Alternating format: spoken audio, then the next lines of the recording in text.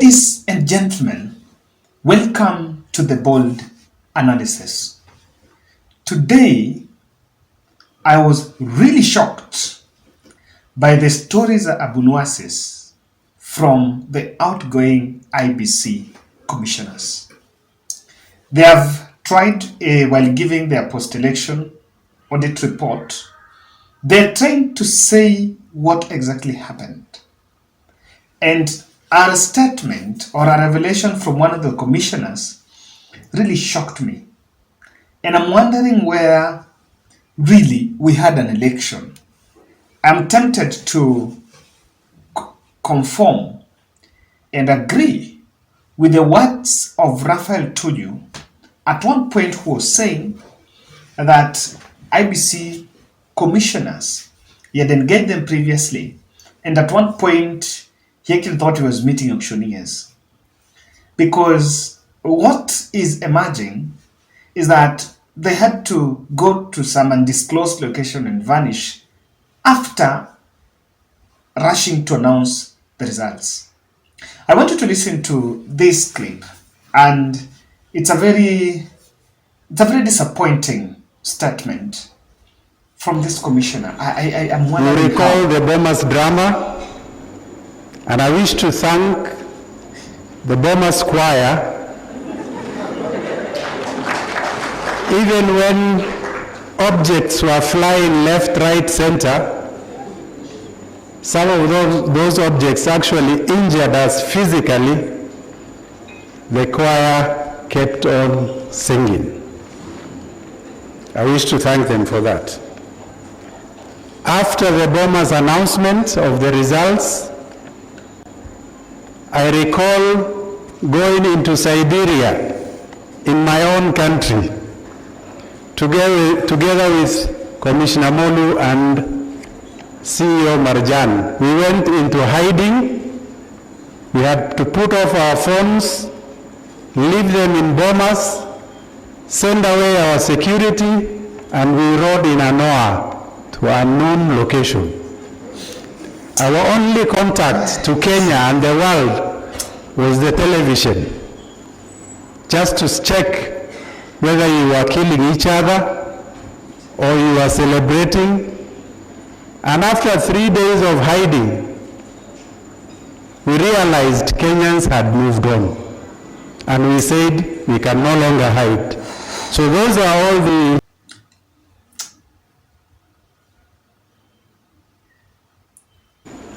I wish to also thank the people of Kenya for the opportunity to serve them.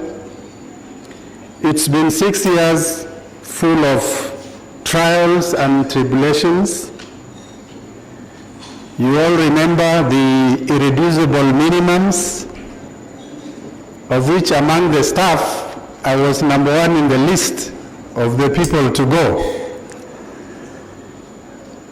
I recall having been deserted midway on my way to Dubai to oversee the printing of the repeat election, presidential election ballot papers. My colleague deserted me midway somewhere. You also recall the clean slate slogan in the BBI, clean slate meaning clearing the entire IEBC commission. Of course, it didn't come to pass. Guys, I just have one question. This revelation that they had to leave their phones and leave their security details to go to some undisclosed location, and what puzzles me is someone saying that they were seated somewhere waiting to see whether Kenyans were going to kill themselves. Really? So how do you say that, honestly? So did you guys announce the results with an achievement that of making sure that chaos come out? Because you are on record saying that you've conducted a free and fair election according to you, and that it was the true representation of the people of Kenya, or it was the true position of the people of Kenya, according to what the narratives that we've been told around. But here is a commissioner who is coming up with a statement that they were waiting to see whether Kenyans were going to kill them, slaughter themselves because of this. And so, if the results that you announced were the true representation, were the true voice of the people, then why will you hide somewhere waiting for a violence? Surely, I think, no. That, to say the truth, that speech really irritated me. I was like, of all the speeches that have been made there, that was a bit irritating. I know it was done to wipe the emotions and to profile how they had to take a big sacrifice to make sure that things go the way things went. But I also want to acknowledge that indeed election is a highly volatile exercise. And while the commissioners that were pro Kenya Kwanza are coming out publicly to explain to the nation that they had to go to undisclosed location after announcing results, why do we have a problem when Cherera and the team also sought a private location?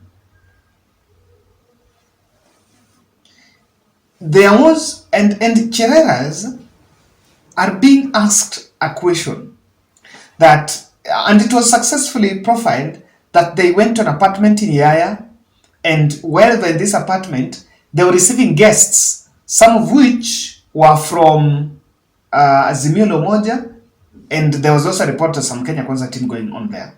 And they went for that private residence after announcing results. And this was, this we have also realized is the same thing that other commissioners also did. In fact, Wafula Chebukati saying he was in his house, I doubt. So if all the commissioners went for private residence, we all know that there was a place they were supposed to go that had been booked by the commission, but immediately after results, they opted for undisclosed location. So why are we going after Chereras on that ground? You know, let me tell you guys, what has been leveled against Cherera for are just dramatic scenes. Nothing on law. They're just dramatic scenes packaged as gross misconduct, violation of Election Act. But they're just dramatic scenes. And they have been, in fact, Chereras were vilified on media by saying and showing the nation that while they were in some private residence in Yaya, they were meeting Azimio people. But as we are now coming to realize, why are we going after them if even the others went for alternative residence? And yes, we are now being told that they were out there. So Chereras have been vilified in media because of they were associated with Azimio. So who was the owner of the NOA? Who facilitated that? The commissioner's removal from ABC and to that undisclosed location. What exactly happened? I can tell you that in this election, we are far from free and fair election. And I don't know how you have the audacity to lecture and to talk about a free and fair election, and after announcing presidential results, you had to go and hide. Then you're saying free and fair. So if you do something good, so you just come in public and enjoy your heroics, and you stand by your word. What guys, what do you think? Because we've seen a lot of narratives around what exactly happened. And I can tell you that our democracy is far from what we really expect. We are not yet there. We are not going to be there, even the next general election. I have a question. And this is one observation I make, that the people of Kenya should be the heroes. The people that should be celebrated, that should be celebrated in the last general election are actually supposed to be the heroes. Framed narrative that part of the commission that supported Azimio wanted to plunge this country into chaos. If this country was to go into chaos as that narrative is being peddled, then it would be on the head of these fellas that are saying they announced results and went and had to hide somewhere. We must have this. I agree with people who are saying, yes, we've moved on, we've accepted, but this is a conversation that we should not let go. It's not about forgetting. So, the people of Kenya, the restraint by the people of Kenya should be celebrated. That is why, in this bold platform, bold podcast, I maintain that handshake was the best thing that happened. Commissioners saying that they were waiting to see whether Kenyans were going to slaughter themselves. That we could not go to that level, and we had high level of political restraint courtesy of handshake. And now you can do everything to negate the gains of that handshake, and you can demonize it by saying how some areas were discriminated in terms of development. But I will stand tall as the only man to say that the best thing that happened in this country was that handshake. Find different words to vilify and to negate the impacts of that handshake. But one thing, we enjoy the peace that we have now because of that handshake. Ladies and gentlemen, this country, we must get it right. Otherwise, I am scared that if we roll back the gains that we had made on the handshake arrangement, rather than the handshake concept, then we may go back to those days where our politics will be on tribes. That is the tragedy we are in. And then, from what I have listened to, I think I give it to us. We fought for this country, while other people did not fight for us. I just ask a simple question. So if you thought that when I announced results, people of Kenya are going to fight, or there's going to be violence, so was it a priority to take that risk of saying, okay, fine, mimi nitatangaza hata wapigane? And if you have intelligence and you are thinking that we are going to fight, what do? And you portray to say, well, to follow the law. So if I am supposed to announce, between announcing results, with a high probability that people are going to fight and not, so what? Then you go, you say, you say, bragging that, I was in some place, in some undisclosed location, waiting to see people of Kenya. No, in fact, that statement, hapana. Hata kama ni kuonyesha kwamba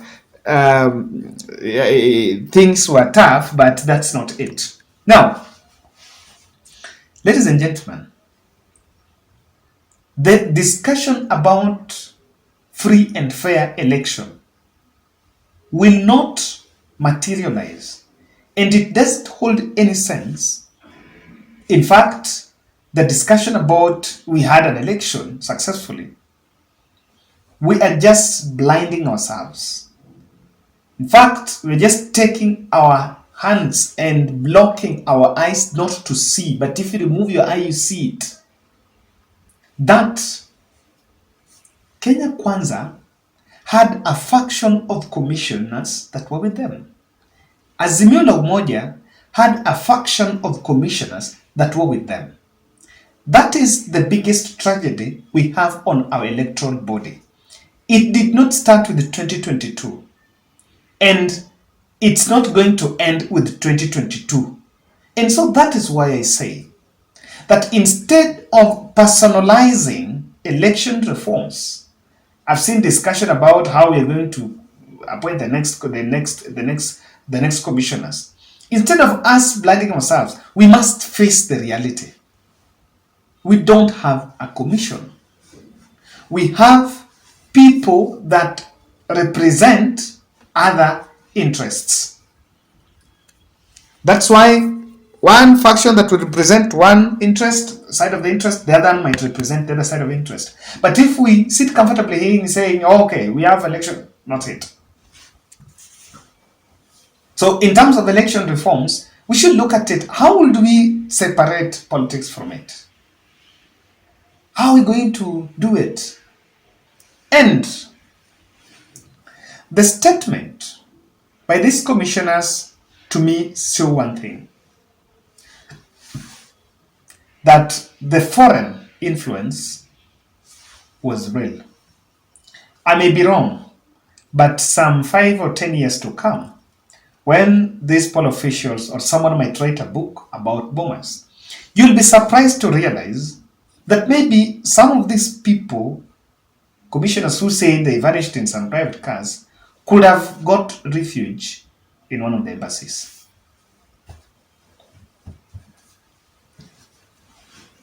I wish I'm wrong. I'm just making speculation on this. But while we are making it look like we were getting nothing like private residence, most likely someone went to private embassies, to the embassies, and waiting that in case of anything, fly out.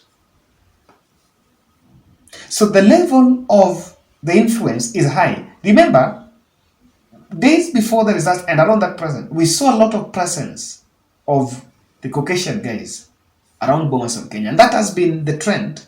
That has not been the trend in the last general elections. And with that, the level of influence is there. And we might deny, we must, we should accept and move on. Nothing's going to change. So, but talking about it is not a problem because no one has said William Ruto is not the president. Whether he got it through hook or crook, he's now the president. And you now have the power to serve the people of Kenya. But the rigging narratives and the rigging schemes cannot be underestimated. My punchline is this: wachana na kina Cherera. I don't think that route we are pursuing is of interest of the people. Now, it's now coming out that it's not about Cherera's alone, all. And if you want to revisit, so tribunal will ask the commissioners, why would you go to somewhere? Who facilitated you? Where was that place? Just the same we have the ones for Yaya. Where was that hotel or where was that residence? And what were you going to do there?